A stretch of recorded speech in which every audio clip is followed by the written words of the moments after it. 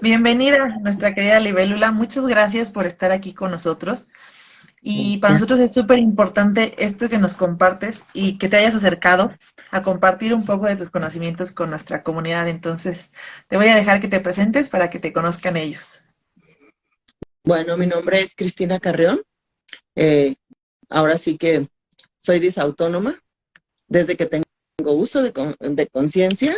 Ujú. Este, Soy licenciada en educación y bueno, creo que el vivir día a día con tantos síntomas, decía yo, tantas cosas que no sabía que tenía, me fueron llevando a trabajar pues enfocada mucho a los jóvenes. Esa es mi área, adolescentes y jóvenes.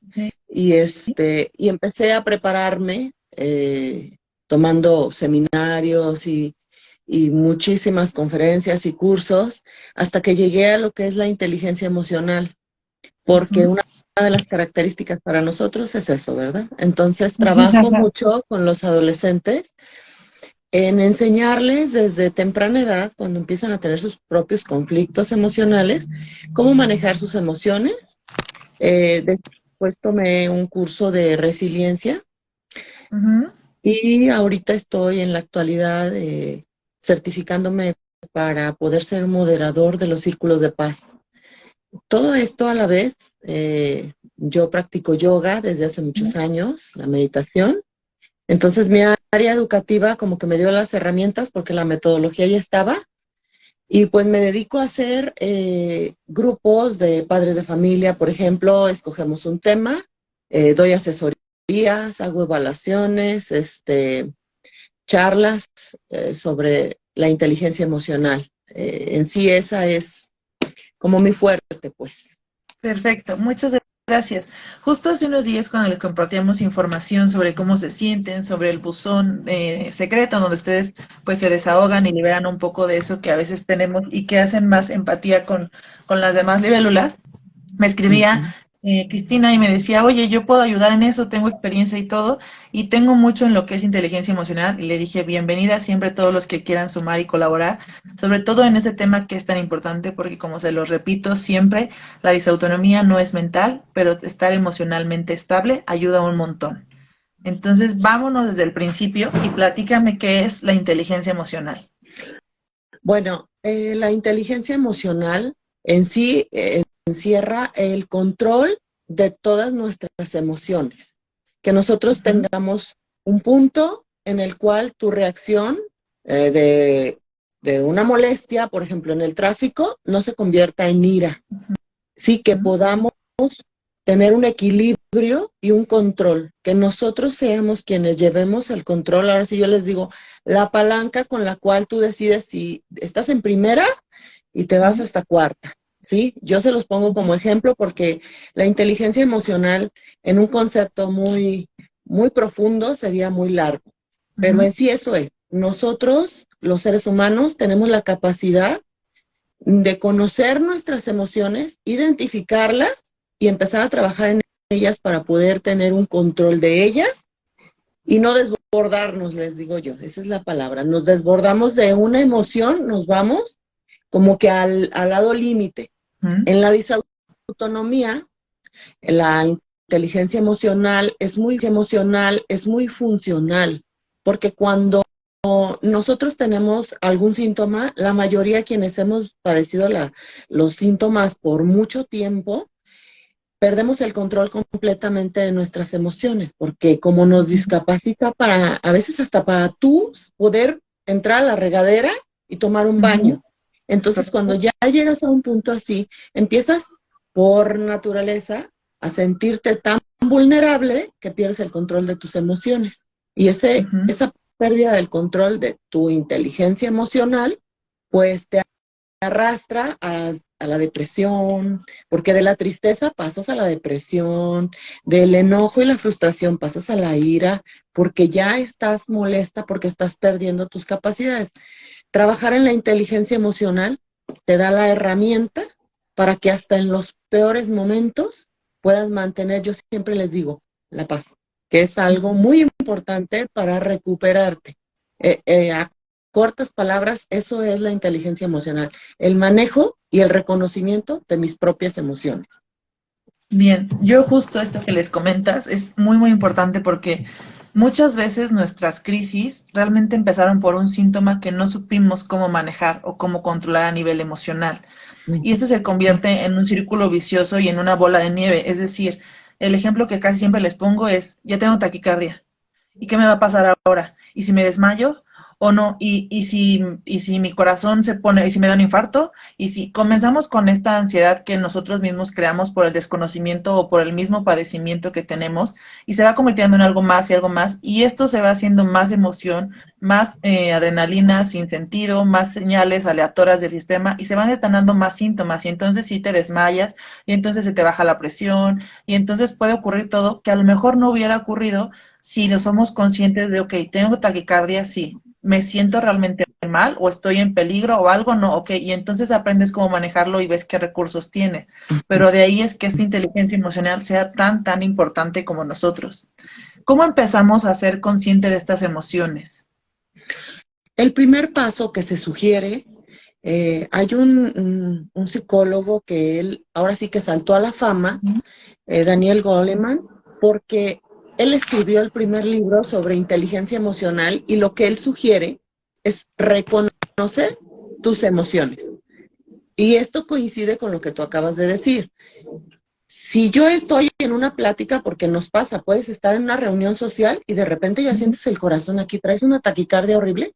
Si tú Ujú, reconoces el miedo en ese momento, es el primer paso para empezar a trabajar en tu inteligencia emocional, el reconocer mi emoción. Si ujú, estoy en mi trabajo, empiezo a sentirme mal y todavía llega el jefe y me exige que ya necesita que yo resuelva lo que estaba pendiente y yo me estoy sintiendo mal, entre el enojo y mi sentir mal, yo tengo que reconocer cuál es la emoción que más está pegándome para que no me tumbe. El primero es, yo siempre les ujú, recomiendo, reconoce tu emoción. Y yo les recomiendo a mis chicos que traigan una libretita muy ujú, discreta y les digo, anota la emoción. Y luego me decían, con la fecha y con la hora, no, anota tu emoción. Y a lo largo de la semana, cuando nos volvemos a reunir a las pláticas, hay quienes lo quieren hacer en privado y hay quienes empiezan a trabajar también en ellos que lo exponen, ¿no? Y nosotras somos de esas. Nosotras ujú, creo que ya cuando entras a un grupo y que sabes que te van a leer, no sé, 100, no te da ujú, pena decir lo que sentiste.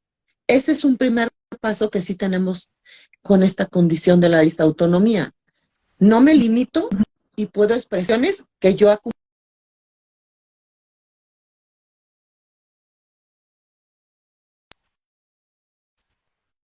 mis ujú. emociones. Ese sería el primer paso para trabajar la inteligencia emocional.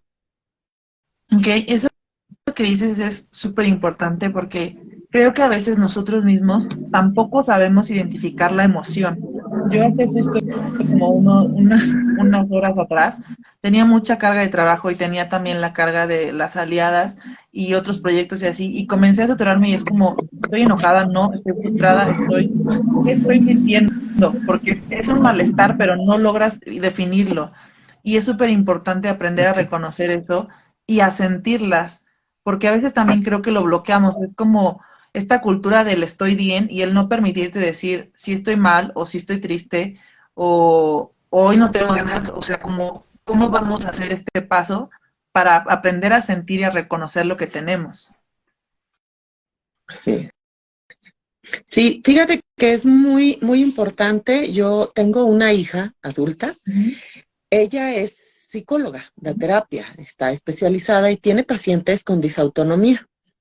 Y en ujú, una ocasión ella viene y me pregunta porque tiene una chica jovencita, adolescente, que tiene disautonomía en estado así como si se ujú, desmaya muy seguido y demás. Y me pregunta, oye mamá, fíjate que mi paciente no me puede platicar lo que sus pacientes le dicen, obviamente, pero me dice, es ujú, disautónoma. Y ella dice que no reconoce si está enojada porque la diagnosticaron como disautónoma ujú, o si está asustada. Las emociones son, no, o sea, no las podemos unir, pero ujú, es muy normal que cuando tu sistema nervioso no está funcionando, a mí un neurólogo explicaba y algo que me dio como un poquito más de entendimiento es el sistema nervioso autónomo Ujú, falla. Es como si se quedaba pegado el switch, me dijo. Por eso el corazón sigue latiendo como que tú vas corriendo y en realidad estás acostada. Pero cuando tú entras en una crisis, él explicaba que completamente nuestro sistema nervioso central colapsa de cierta forma. Por eso no podemos en el momento, con disautonomía, en una crisis, saber bien cuál es tu emoción. Pero empiezas a trabajar en ello y llega un punto en el que te reconoces enojada. Y no estaba molesta, ¿eh? No era una molestia, porque los términos los hemos confundido, como dices. ujú, Culturalmente, no llores. ¿Crees que llorando? Y claro que a veces la frustración te lleva a llorar. La ujú, tristeza, lloras por ti mismo. Entonces, el reconocerlas, no importa que tú sientas al principio, yo anoté que estaba triste, pero realmente estaba enojada. 2, 3 días ujú. después que pasó, me doy cuenta que estaba enojada, no estaba triste. O hay quienes dicen que tienen una emoción, es que tenía lástima. ¿Lástima? Sí, lástima por mí, por estar tirado en una cama. La lástima no es una emoción como tal, Ujú. pero se vale ir haciendo una listita y después el siguiente paso nos va a enseñar a reconocerlas, identificarlas con nombre y apellido, les digo yo, para que ya no confundas y no llegues, nosotros los disautónomos luego llegamos al punto de caer como en una crisis porque no nos entendemos nosotros mismos y luego te pregunta quien está cercano a ti, pero ¿qué sientes? ¿Qué tienes? Y tú lloras y dices, no sé, entonces la persona dice, está llorando, está triste y te consuela y tú te enojas más porque no estabas triste, pero no te entiendes. A mí, en lo personal, la inteligencia emocional y el trabajo de muchos años en ella me ha llevado a un equilibrio, aunque tengo mis crisis, pero Ujú. es un equilibrio en el que dejé de compadecerme de mí y dejé de creerme que estaba loca porque mis emociones fluctuaban. Entonces, sí sería muy importante. Hay muchos lugares donde te dan terapias, seminarios de inteligencia emocional, hay lectura mucho más, pues ligera, no tan Ujú. complicada o términos médicos.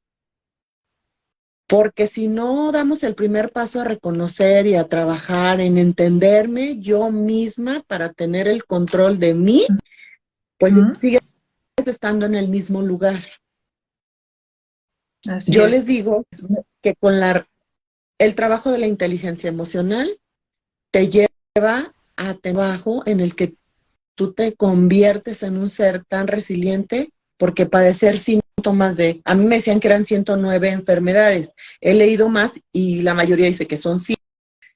Pero imagínate qué locura tener, no sé, el síntoma de la fibromialgia, que nos duele todo, y la semana que entra tienes como que ya necesito un trasplante renal, porque por ejemplo a mí me dolía un riñón hasta que me hicieron 1000 estudios y no tenía nada, pero el riñón me Ujú. dolía y no podía orinar. Entonces, cuando tú pasas a eso, te caes y yo les digo, ya cada vez te cuesta menos segundos levantarte, porque te convertiste en una persona realmente resiliente emocionalmente, porque la Ujú. resiliencia se volvió moda, pero la sacaron los ingenieros.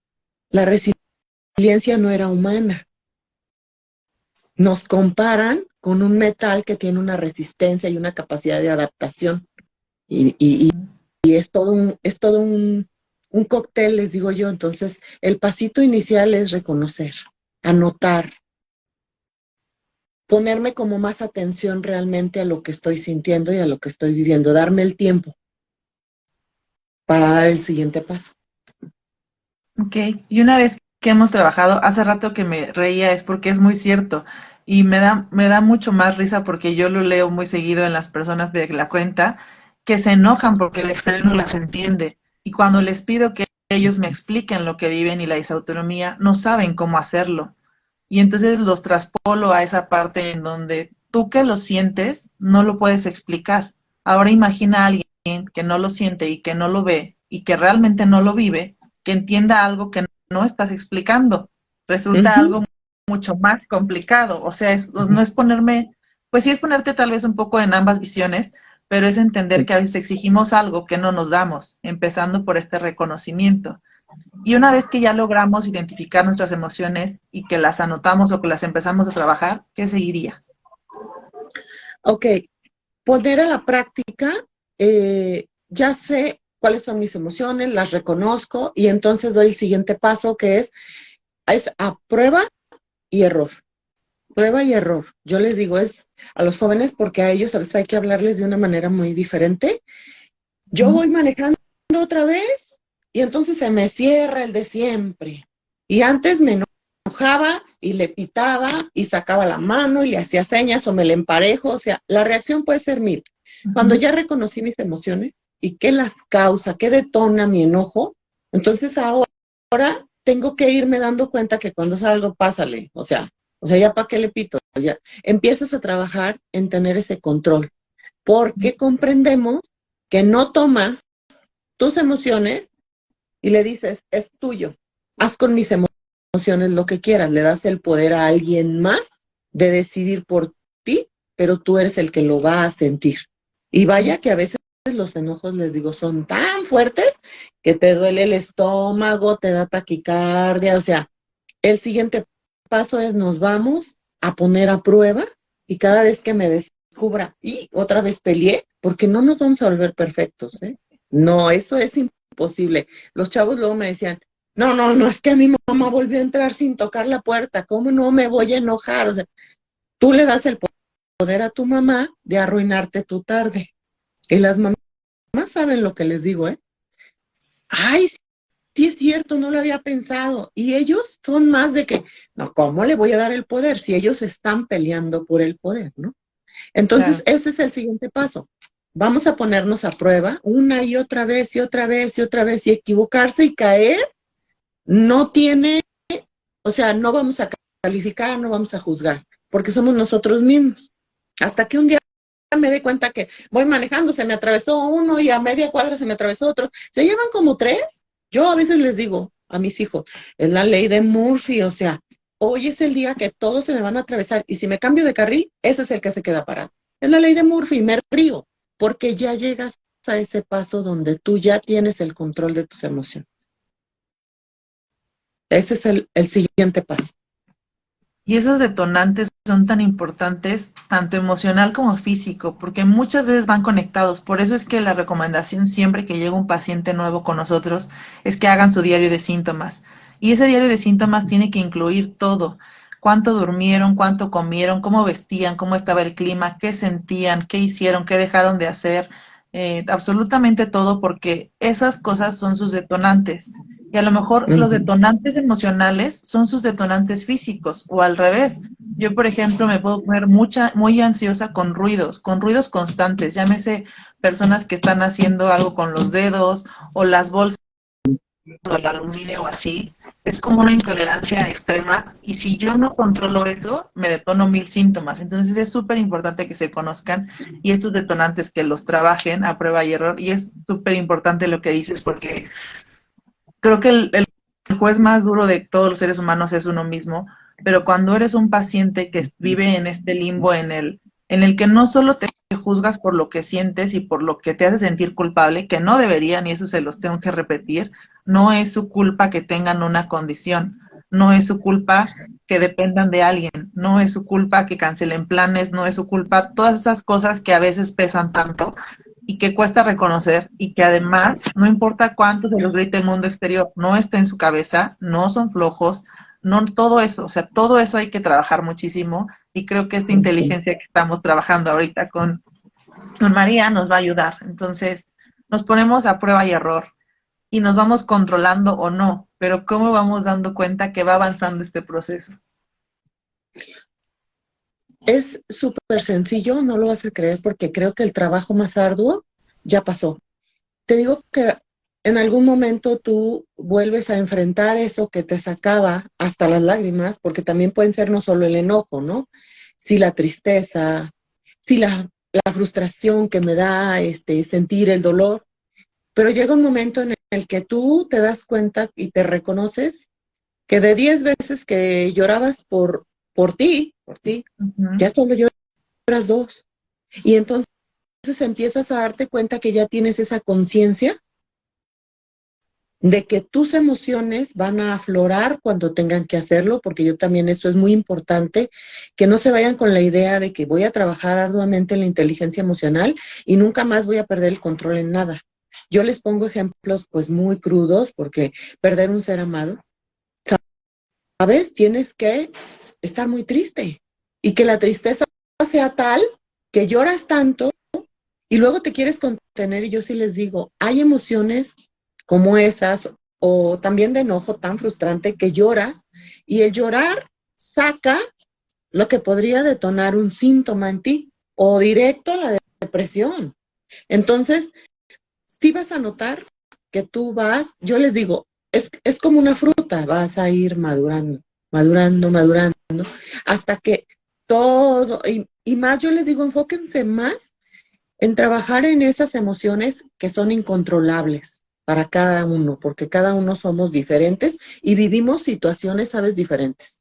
Yo afortunadamente creo que mi carrera me llevó desde un inicio, digo, pasé etapas tremendas, con un desconocimiento y en una época en la que pues aparte eras hipocondriaco o estabas loco. Entonces, si ahora está fuerte, pues a mi edad, pues cuando yo era una niña, mi pobre madre no circuló con la criatura por todos lados, vivíamos en Los Cabos y no había ni clínica, era pueblo, no era lo que es ahora, Los Cabos. Entonces, cada que viajábamos, mi mamá es, que en paz descanse, era de Coahuila, las vacaciones las usaba para llevarme un médico, otro y otro y otro, y nunca me encontraban nada. Y nunca tenías nada, porque pues es lo clásico, no tienes nada. Pero una vez, cuando yo empiezo a estudiar y me dan la opción de continuar directo, de terminar la licenciatura, seguir a la especialidad, yo empiezo a darme cuenta que hay muchísimas herramientas, pero todavía no sabía que era disautónoma. Y esto me ha ayudado mucho a practicarlo tantos años. Yo llegué a un punto en el que puedo reconocer mis emociones, pero también lloro, pero también me molesto fuertemente a veces porque así es la vida humana. Pero yo tengo ya varios años sin tomar un solo medicamento. Yo no tomo ya del neurólogo, del cardiólogo, nada. Entonces, sí se puede llegar a un equilibrio después de que, oye, 3 veces a la semana te desmayabas. Yo fui como infartada 2 veces al hospital y pues me conectaban a una máquina y no tienes un infarto, pero lo demás todo dice que sí. Entonces creo que trabajar en esto sí te puede dar una enorme herramienta para sostenerte emocionalmente y no tener esas caídas tan frecuentes emocionales, que es cierto, yo, por ejemplo, el dolor de cabeza. Si yo estaba mucho tiempo enojada por una situación, y mucho tiempo te hablo, no sé, yo a mí los corajes se me pasan muy rápido, pero si yo estaba media hora pensando en el enojo, era un dolor de cabeza insoportable, no había manera, pastilla sublingual, o sea, y el dolor de cabeza me duraba toda la semana. Y eso me incapacitaba, no podía leer, obvio no podía trabajar, quería vomitar del dolor de cabeza, y yo bajaba de peso así como que era una cosa exagerada. Entonces, cuando empecé a controlar el no enojarme por situaciones que no lo valen, mi dolor de cabeza, entendí que trabajar en mi inteligencia emocional, todos somos inteligentes emocionalmente y está comprobado aún con síndrome de Down, niños autistas, ellos manejan la inteligencia emocional. Pues nosotras podemos, nosotros todos podemos. Justo, eso que dices es muy importante y es algo que yo les he dicho de muchas formas, que muchos dicen que de lo que tienes que controlar es tu cuerpo y a nosotros nos quitaron eso. Al tener una configuración de vida distinta, nosotros no tenemos control de absolutamente nada, pero de lo que sí tenemos nuestro control es de la actitud con la que elegimos afrontar las cosas, con las emociones que decidimos poner o hacer que duren. Un maestro me decía que no hay días malos, hay momentos o emociones malas con las que nosotros decidimos cargar el resto del día o la semana o el mes. Entonces, no es lo mismo que tú tengas un buen nivel emocional, que estés estable y que te llegue una crisis, no es como que la vas a disfrutar, pero va a ser mucho más llevadero porque vas a estar tranquilo, porque vas a estar consciente que es pasajero, que ya conoces cómo es este proceso del malestar y que va a cambiar o va a ceder o a lo mejor si va a durar o no, pero sabes que va a pasar. A que si tú estás emocionalmente agotado o triste o en otra situación pues no puedo decir negativa, pero menos estable, obviamente va a ser peor que todo te pase, porque a mí, y si yo también, y entonces entramos otra vez a este papel de víctima del que estamos intentando salir al hacernos responsables de sentir todo. Las emociones yo no creo que sean ni buenas ni malas, creo que solamente son una forma de expresión de nuestro cuerpo y que nosotros elegimos el valor que le damos. Claro. Y sabes, hay un punto muy importante. Yo creo que también todo tiene que ver, pues, a la familia que tú perteneces, las personalidades de quienes te crecieron y te dieron tu base. Yo a veces pienso, pues, analizo mucho porque en una ocasión mi mamá ya enferma, me acompaña el neurólogo y el neurólogo dice, pues muy abiertamente, Ujú. es que a mí se me hace que usted en su proceso de embarazo, le dice a mi mamá, algo Ujú. sucedió como en el cuarto mes. Le dice, porque nuestro cerebro, y le empieza a explicar, y mi mamá lo interrumpe y le dice, sí, hice un coraje muy fuerte. Y dice, pero ¿a poco por eso ella está así, no? Y dice, está así, Ajá. y así fue como.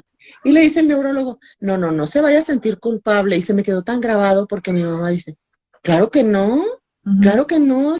Yo deseaba el embarazo, quería una niña, tuve una niña. Pues bueno, en la vida uno tiene corajes o tiene emociones de todo tipo. Y mi mamá nunca estudió, Ujú. pero ella reconocía mucho y jamás me vio como débil, como frágil, como nunca, como que yo siento que ella, de una manera, porque era muy sutil, era muy amorosa, pero no empalagosa, pero ella nunca me Ujú. dejó ser una enferma, ¿sí me explico? Ujú. Luego llegaba a mi casa y me decía, yo ya casada, y me decía, ¿qué tienes? Ay, es que me duele la cabeza horrible, y fíjate que ahora me duele la pierna, ¿no? Y que no sé por qué me duele. No, no, no, no, no. Arréglate para que me acompañes, vamos a ir a la plaza. Y yo decía, pero me estoy casi yo decía muriendo, porque mi mamá no entiende, pero ahí iba, y sabes, se me quitaba el malestar. Entonces, con mayor razón, la gente decía, pues no está enferma, porque un enfermo no se le quita el malestar si se va al café. Entonces, aquí es muy importante, mi mentalidad también, eso me ha ayudado mucho. Tengo una actitud en la que yo siempre les explico hasta a mis hijos que han tenido que vivir y crecer, obviamente, con una mamá, pues con condiciones diferentes. Y yo siempre les dije, ¿cuándo se dieron cuenta que a su mamá le pasaba algo? Y el Ujú. chico, que va a cumplir unos 10, 26 años, me dice, pues hace como 7, cuando te dio ese infarto que no te dio. Y va a cumplir 26 años y no me escondí. Ujú. Soy funcional porque decidí también que esto no te puede tirar. Yo estuve un año en cama por cuestiones cardíacas, mi corazón ya latía súper bajito y no había medicamento ni nada que me hiciera regularme, la presión súper baja, perdí muchísimo peso, y entonces ellos fue cuando fue como más alerta y estaban preocupados, y yo dije, creo que primero es la actitud. ¿Qué actitud tienes ante tu situación? No te tengas Ujú. lástima, ten compasión de ti, que hoy te duele aquí, pero mañana pasará en una semana. Para ser feliz se ocupa un momento. Para vivir un mal momento se necesita un momento. Como los buenos pasan, los malos también. Y tenemos que aprender. Yo ni siquiera he preguntado hasta ahorita que lo decías, ¿eh? ¿Por qué a mí? O es que mis papás me hicieron mal, Ujú. ¿no? O es que Dios los castigó a través de mí. Yo una vez escuché a una persona que tiene epilepsia, es que mi mamá era así, así, y entonces Dios la castigó y nací yo. Y yo, Dios de mi vida, la mandé a terapia, obviamente, porque esos casos yo no los veo, no soy terapeuta. Pero aquí es muy importante lo que dijiste. No nos culpemos, no nos responsabilicemos y sobre todo antes de empezar a trabajar en la inteligencia emocional, trabaja en hablarte a ti misma con compasión, con amor y jamás te responsabilices de cómo te ve el mundo. La inteligencia emocional también te pide que tú reconozcas las emociones en los demás. Si te tocó una mamá que con ella vives, ella hasta te mantiene porque tú no trabajas, porque eres disautónomo, yo les digo, agradece las partes buenas aunque tu mamá sea cruel y no te entienda, pero gracias a esa mujer estás aquí y gracias a ella tienes un techo y comes. Si todo tiene algo positivo dentro de todo lo malo que tú puedas ver. Creo que es súper importante esto y de eso va el reconocimiento. Y ahora tengo una pregunta que sí tiene y no que ver con inteligencia emocional, pero creo que es más un proceso de aceptación y es un tema que he venido arrastrando y reforzando con la comunidad. Y es el hecho de aceptarse o reconocerse como una persona con discapacidad. Eh, Les he hablado mucho que es un poco más del tema cultural porque crecimos en este ambiente en el que es malo tener una discapacidad o en el que si tienes una fue porque hiciste algo y te castigaron o en el pobrecito o en el no, no, tú no digas que tienes discapacidad porque es como, sí, está visto como algo malo, como algo con lástima, como un castigo, como todo un segmento. Pero les decía yo que es muy importante que aprendieran a reconocerse desde ese momento, aunque ellos, a veces sus respuestas que me dan a mí me resultan bastante frustrantes y un tanto, eh, no encuentro la palabra como denigrantes quizá por decir no, pues es que una persona con discapacidad no haría lo que yo, o no porque yo sí me puedo mover, o no porque yo sí puedo hacer tal cosa y eso es lo que les impide decir que tienen una discapacidad. Pero por el otro lado, les digo que quieren y exigen derechos como si fueran una persona con discapacidad, pero sin decirlo. Es decir, ¿por qué no nos apoyan o por qué no nos dan mejores terapias o por qué no hay medicamentos accesibles o por qué no hay muchas de esas cosas a las que sí podemos acceder al aceptar y solamente decir, sí, mi padecimiento es discapacitante por todas estas razones? Pero ¿cómo manejarías tú esa parte de la aceptación, sobre todo en este tema? Fíjate que sí tiene mucho que ver con las habilidades emocionales que te digo vienen de base. Estas vienen definitivamente de base. Si en tu entorno, ya sea familiar o en el social, donde tú te has desarrollado, el ver a un niño down, te digo, a alguien en silla de ruedas, con oxígeno, es más, como voltean a ver a alguien que trae oxígeno. Y se veía como menos, como no te juntes con el niño down. Eso determina mucho cuando a ti te toca, cómo te vas a percibir. Ahí hay que manejar mucho la autoconciencia y el autoconocimiento. Tú lo que les has dicho es parte de, tú tienes que enfrentarte, la terapia de espejo no cuesta, les digo yo, porque la haces tú solito frente al espejo y te reconoces, como dices ahorita. Yo me estoy a veces arreglando y digo, híjoles, qué guapísima amaneciste hoy. Y también que te sientes, me hablo como en tercera persona y me digo, a pesar de lo que te toca vivir, qué feliz eres. Porque sabes que hay que conocerse y hay que reconocerse. Yo sé mis debilidades, mis fragilidades y sé mis limitaciones. A mí el cardiólogo me decía, pero usted no vuelve a manejar porque si se me desmaya, yo manejo, pero el día que yo digo, no me siento bien, ni salgo de mi casa, pero pongo música, pero medito, pero hago una yoga hasta sentada en mi cama, porque no puedes esconder emocionalmente, conscientemente, lo que tú eres. Y, y a mí me enseñó un terapeuta que es especialista es doctor en disautonomía. SOMEC, no sé si lo han escuchado, búsquenlo. SOMEC es un instituto en España que estudia y están muy avanzados con la disautonomía. Entonces a mí un cardiólogo me los refirió a ellos, me dio una clave y yo me metí y después vi que ya hay una página abierta. Ellos me dijeron, primer error, las personas con disautonomía no se tienen que estar diciendo todo el día, es que como soy disautónomo, tú no eres la condición. La condición existe en ti y tú le das el espacio que vas a querer en tu cabeza. Y mi terapia me sacó de ese cama. Él me ayudó. Cuando fui dejando los medicamentos fue por autorización del médico, pero él mismo me decía, el cardiólogo me mandó a hacer yoga. Y yo le decía, me voy a morir de un infarto, diga, ¿cómo voy a hacer yoga? Y yo no me voy a parar de cabeza. No, claro, porque hay infinidad de rutinas de yoga que alguien con disautonomía puede realizar. Yo ahorita, ya en la actualidad, los miércoles hago Hatha Yoga, es la yoga más rápida e intensa. Sí, de repente sí siento como que, espérense, entonces me tiro al tapete y la maestra ya sabe, ¿no? Pero no me importa, no me siento mal. tienes que entender y reconocerte primero. Autoconocimiento. Yo se los digo porque hasta en los chicos es muy entendible que antes de empezar una inteligencia emocional tú sepas quién eres. Y en el saber quién eres, reconoces. ¿Cómo reconocemos otras cosas? No, soy malísima para la cocina, ¿no? Y lo dices, no tienes mayor problema. Pero yo conozco personas que tienen disautonomía, que si conocen a 100 personas en su vida, 2 lo sabemos. Las demás no saben. Oye, ¿qué has sabido de fulanita? Nada, porque les dio una crisis, se encierran en su casa y que el mundo no sepa lo que les está pasando. Porque, ¿qué van a decir? Porque me juzgan, porque me tratan diferente. Yo tengo una conocida que dice, es que me tratan diferente, te ven con lástima. No, no, no. Yo me vuelvo vulnerable cuando me da una crisis y dejo que todos los que me amen estén ahí. Y si nomás tengo uno que me ame, con ese basta. Y si no tuviera quien me ame y pueda vivir con nuestro, porque yo sí les digo, se activó la loca de la casa, me retiro. Y mis hijos y mi esposo ya lo saben. ¿Quién es la loca de la casa? Me decía una vez mi hermano.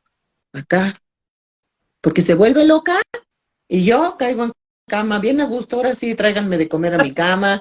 Tienes que disfrutarlo, ya no puedes tirarte a compadecerte de ti mismo. Esto es algo, trabajen en autoconocimiento y eso los va a llevar a la aceptación. Yo si me dijeran, ¿eres discapacitada por tener disautonomía? Sí. ¿Necesitas un candado para cuando te estaciones no te toque? Porque me ha tocado estacionarme por allá y voy muy bien de ida y de regreso, como ya también caminé en el súper y demás, ya siento que me arrastro para llegar y con este calor me derrito, les digo. Sí, me atrevería a decir, sí, sí necesito un candado. ¿He necesitado silla de ruedas? Sí la he necesitado. Y no debe dar pena, porque atrás de eso, ahí sí sería de terapia, atrás de eso tenemos muchos conceptos equivocados, socialmente y familiarmente. Muchas gracias. Qué valioso todo lo que les estás compartiendo y la forma en la que se los platicas y la forma en la que a mí me interesa de que se reconozcan más allá de todo esto, que obviamente es importante, el amor propio, la aceptación, el cómo lidiar y tener calidad de vida, porque es parte de tener su calidad de vida, es porque de esta manera nosotras, las aliadas, las que trabajamos de forma, pues no legalmente, pero tal vez sí con gobiernos o con eh, pues personas que toman decisiones, hospitales y demás, es una forma en la que nosotros podemos decir, sí, aquí está toda mi comunidad exigiendo su derecho porque lo necesita. Y de esta manera podemos acceder a más cosas que dan calidad de vida a nivel físico, no solo el emocional. Pero si no tengo una comunidad por la que estoy peleando, que se respalde y que se acepte y que se reconozca todo lo que tiene, pues esto pierde validez, porque no es lo mismo luchar por 1 o por 5 que luchar por más de 800, que son los que tenemos registrados en nuestro censo. Entonces, esta parte de trabajo y todo, para mí es muy importante por eso, y obviamente iba muy ligado al tema de aceptación y de la inteligencia emocional. Ahora hay otro tema que me comentaste y que me gustaría que platicaras un poco para los que nos están viendo o vayan a ver este live después, y es los círculos de paz. ¿Cómo podría ayudar un círculo de paz en una sesión de pacientes con disautonomía? Bueno, ¿qué son y Mira, cómo funcionan? un círculo de paz es la reunión de 6 miembros en adelante, hasta 20 según el moderador que pueda dirigir. Hay un moderador y hay como, para que se entienda, hay como un secretario, porque tiene un nombre especial, que va a ir tomando nota de todo lo que se comente y el tema que se toca. Se elige un tema. No sé, reunimos 10 personas con disautonomía, tú eres el secretario, yo soy la moderadora y vamos a elegir entre todos los miembros un tema principal que nos esté robando nuestra paz. Tenemos muchos, nosotros tendríamos trabajo para varias sesiones, pero escogemos uno, el más importante o el que sea como que coincide más entre los miembros. ¿Sí? El tema se da anterior, yo lo estudio, me documento y cuando se hace el círculo, empezamos, tiene un inicio, un desarrollo y un cierre. Cada uno tiene su contenido, hay reglas, se ponen reglas de respeto, de discreción, o sea, se maneja muy... Y el tema se va desarrollando con los mismos integrantes. No es que yo soy la que sé y yo les voy a dar la información. Yo les digo que es como, en pedagogía se usa hace muchos años, muchísimos, y se llama más como mesa redonda, porque para ellos es cuestión de conocimientos, y se puede manejar con la mano, con una pelotita, y ya sea que la vayamos pasando o la aventemos, y quien quiera hablar puede comentar, como ahorita tú comentaste, dentro de lo que preguntas, comentas, oye, pero es que pues no aceptamos esto, entonces se empieza a dar la palabra a cada uno y yo lo que hago es que con el contenido de la información necesaria, la redirijo cuando nos perdemos y se trabaja entre 1 hora 40 máximo. Normalmente temas muy sensibles, pues se pueden llevar 2 o 3 sesiones, una por semana, para que en el cierre verdaderamente hayamos conseguido tener esa paz, la información correcta, el apoyo y las herramientas necesarias para seguir en nuestra vida diaria, cada uno, sin perder esa paz, sobre esa inquietud. Eso es un círculo de paz.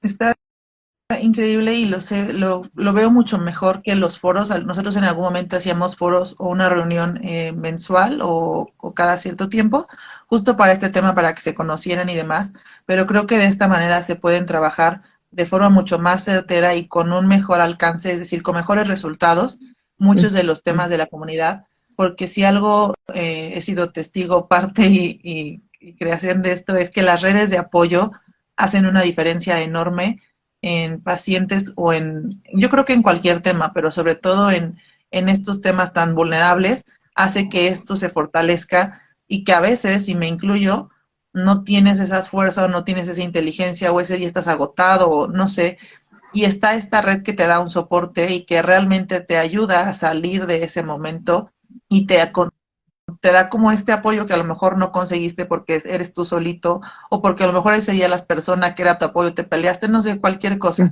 Entonces creo que estos círculos de paz pueden ser una gran herramienta para nuestra comunidad y creo que serían increíble ahorita después de que acabemos el live, les voy a dejar una cajita para que nos den sus inquietudes de algunos temas posibles que les gustaría o algunas personas que estén interesadas y con gusto aquí con María lo podemos ir trabajando y planeando para que sea una realidad para ustedes.